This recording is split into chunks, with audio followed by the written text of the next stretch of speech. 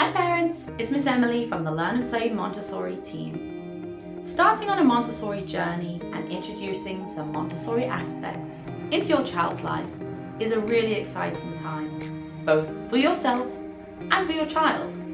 Follow this video to find out how you can start using some Montessori methods in your child's bedroom.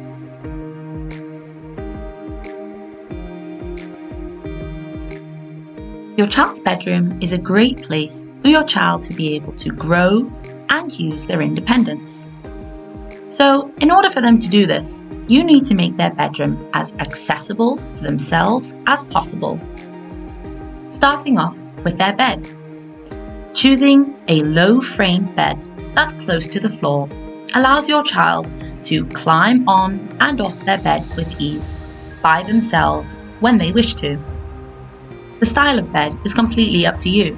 You may choose a larger house-style bed such as this in the video, or you may choose something simpler like a mattress that's placed close to the floor.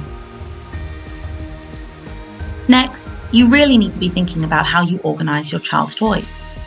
Will your child be able to independently take their toys out, and will they know what kind of toys they are taking out? Labeling is really important.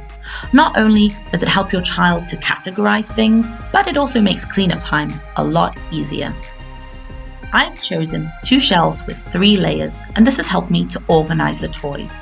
They're all at my child's height, so she can reach them and take them out as she wishes. On this bottom shelf, I have chosen some toys that are categorized in sorting, shapes, and colors. Next, I have put all of her reading books together so that she can see them and choose which one she would like. I also have a shelf full of fine motor toys, some puzzles, as well as some magnets and a whiteboard.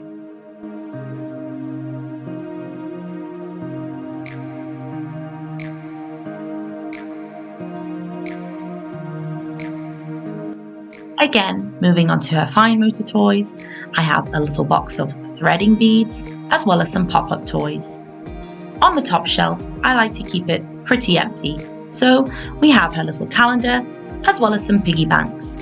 Again, some fine motor activities where she can practice slotting the coins into the top of the piggy bank. As you can see, her toys are not too crowded. We also have a little reading nook for her, so that she feels right at home in her own bedroom. Last of all, organize a space for your child that allows them to pick out their clothes independently. It's all about putting things at their level, so find shelves and wardrobes that aren't too high for them to reach and grab.